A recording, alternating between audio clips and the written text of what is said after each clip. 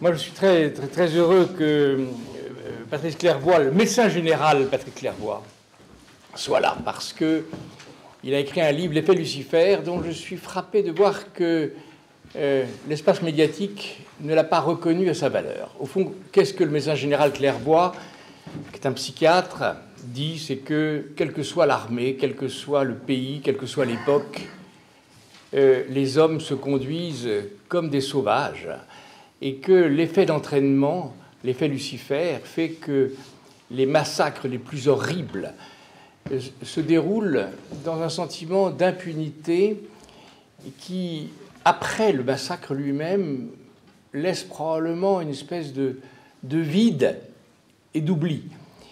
Et ce qui m'a frappé dans ce livre, c'est que le médecin général Clairvoy n'a pas été en Algérie, mais il a le courage de dénoncer des faits en Algérie qui sont aussi barbares que ceux que la France passe son temps à dénoncer. Je trouve qu'un livre qui s'inscrit dans qui est très différent de la pensée d'Hannah Arendt, mais qui nous oblige à réfléchir. Et je pense que c'est un livre tellement dérangeant que, au fond, les journalistes n'aiment pas que l'on dise qu'au fond de l'humain, il y a la barbarie. Et je trouve que ce soit un psychiatre, que ce soit un officier général français qui écrive ce livre, honore paradoxalement l'armée française, honore paradoxalement, au fond, la médecine dans sa capacité de résistance, sa capacité de dénoncer, sa capacité de ne pas être dans une sorte de vulgate, que c'est toujours l'autre, c'est toujours la barbarie que l'on peut observer. Au fond de l'humain, le psychiatre dit qu'il y a la barbarie, et que cette barbarie justifie le modèle, justifie, au fond, le chef. Car seul le chef peut être capable d'arrêter la barbarie. Et c'est dans ce sens qu'un médecin général qui dit cela me paraît être non seulement un médecin, mais un officier qui honore notre pays. Et c'est pour ça que je pense que l'effet Lucifer aurait dû avoir une beaucoup plus grande diffusion que celle qu'il a eue, qui est un livre qui est sorti il y a 1 an et demi maintenant, à peu près, 1 an. Et je pense que c'est un livre fondamental, l'effet Lucifer. Donc il a le prix qui s'appelle éthique et politique, ou éthique et... Géopolitique.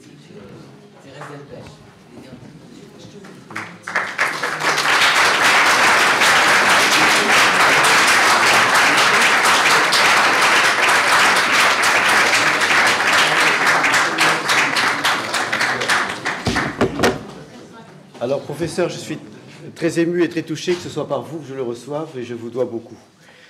Je dois beaucoup à CNRS Éditions qui a accepté ce livre parce que, d'abord, c'est une commande. Et puis, quand j'ai rédigé ce livre, on m'a dit « Monsieur, je ne publierai jamais un livre où on dit du mal de ce que l'armée française a fait en Algérie. » Alors qu'il y avait au même moment une exposition aux Invalides qui montrait tout ça. Je suis allé sur plusieurs théâtres, on appelle ça des théâtres d'opération, et plein d'euphémismes. On ne dit pas tuer, on dit réduire une menace, on ne dit pas bombarder, on dit porter les feux. Et je ne doute pas que parmi les militaires que j'ai soutenus pendant près de 40 ans, beaucoup se sont engagés avec les plus hautes vertus, puisqu'ils sont prêts à mourir et à se sacrifier pour ce qu'on appelle le bien, l'humanité. Enfin, je suis allé en ex-Yougoslavie comme casque bleu. Et ma surprise, ça a été de constater que malgré les meilleures valeurs et les meilleures préparations, quelque chose résidait toujours dans le cœur de l'homme, et il y avait des moments où tout ça pouvait se défaire. Donc j'ai fait un travail sur ce que j'appelle le décrochage du sens moral. Je vais dire un mot de mon camarade Franck de Monlot, que vous connaissez. Franck de Monlot était en République centrafricaine il n'y a même pas 1 an, au moment où se déclenchaient les massacres que vous avez suivis. Et il voit un homme courir et qui fait « Venez, venez, venez, venez !» Et Franck, avec l'attitude que vous le connaissez, fait « Mais qu'est-ce qui se passe? Il y a un homme là-bas, il a l'air d'un musulman. » Et Franck dit « Mais qu'est-ce que c'est avoir l'air d'un musulman? Peu importe, il a l'air d'un musulman. » Et qu'est-ce qui fait que tout d'un coup, dans le monde, une masse de gens unanimes va aller poursuivre un autre qui est le même qu'eux? Et bon, non seulement il y a des massacres, des tortures, etc., mais il y a quelque chose de plus insupportable encore, c'est qu'après ça, on veut surtout le silence, ne rien en dire. Et quand on prend par exemple les livres d'histoire qui racontent le massacre de la Saint-Barthélemy, c'est incroyable comme la plupart des histoires disent « Oh ben, alors là, ils auraient dû s'entendre quand même l'un et l'autre ». Quand on sait que c'est le roi de France qui avait convoqué les protestants dans le palais du Louvre et qu'ils a tous fait massacrer après les avoir enfermés.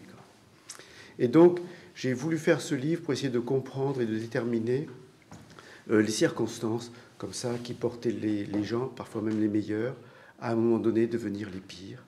Et après ça, on les laisse dans la honte et dans le silence parce qu'on ne veut rien en entendre. Il faut les laisser, il faut les écouter. C'est ce qu'a fait Jean Hatzfeld, justement.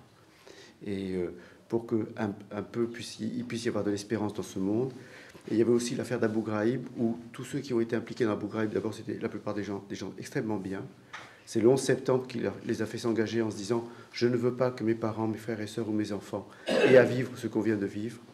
Ces gens-là, on les a poussés à faire ce qu'ils ont fait. C'est celui qui a permis de dénoncer Abu Ghraib qui a vécu le pire, puisqu'il bénéficie aujourd'hui d'un programme de protection des témoins. Tous les autres sont libérés et vivent une vie normale. Voilà, qu'est-ce que c'est que ce monde? Je vous remercie en tout cas beaucoup, professeur.